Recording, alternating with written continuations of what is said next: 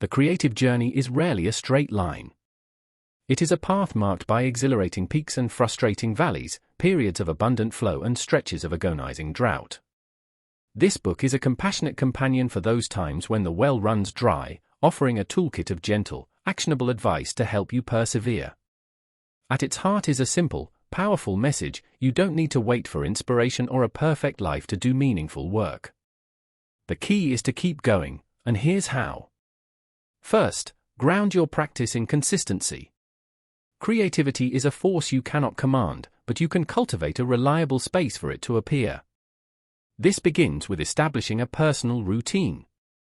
Forget romantic notions of waiting for the muse. Instead, build a daily schedule that ensures you show up at your desk, your studio, or your kitchen table, rain or shine. This routine is not a cage but a liberation, a dedicated slice of time carved out from life's demands. Whether you, like Sylvia Plath, write at dawn, or, like Franz Kafka, craft stories deep into the night, the ritual is yours to design. The act of showing up, regardless of immediate results, is the most fundamental creative act of all. To make that time count, you must fiercely guard it.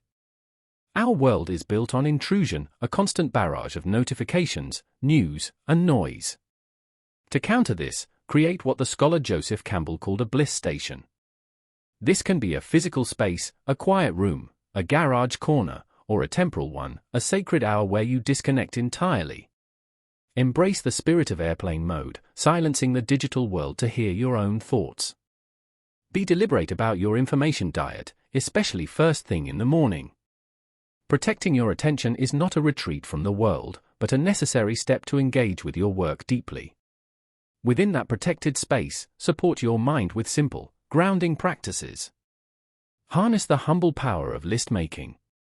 Beyond to-do lists, keep lists of ideas, curiosities, or even artistic rules you want to break. Tidy your workspace, not to achieve sterile perfection, but to organize your tools so your materials can freely mingle and spark unexpected connections. And never underestimate the creative power of rest. A good nap or a full night's sleep isn't laziness, it's when your brain cleans house and makes surprising new links.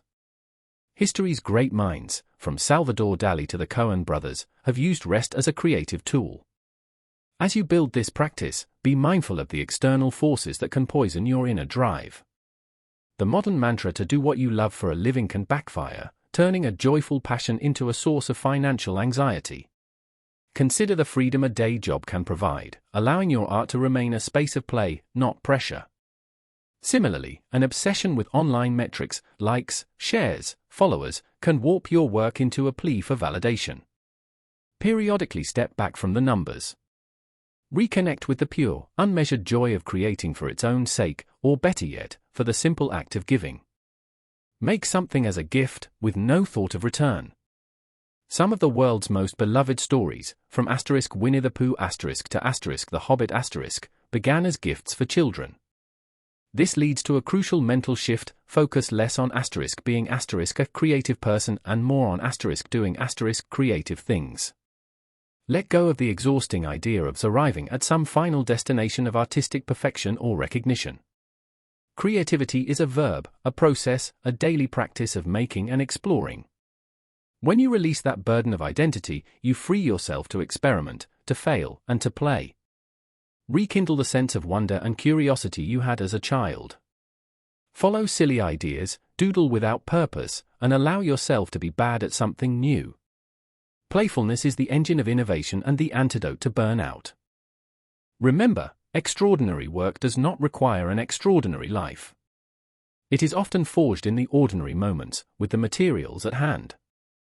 The magic is in the showing up, the paying attention, and the persistent doing. However, this path also requires wisdom. Pay attention to the toll your work takes. If the process is consistently making you or the people around you miserable, it may be a sign to step away, not as a failure, but as an act of care. The goal is a sustainable, joyful practice, a long-term conversation with your curiosity. This book is not about a single breakthrough, but about building a resilient life where you can keep going, day after day, finding wonder in the work itself.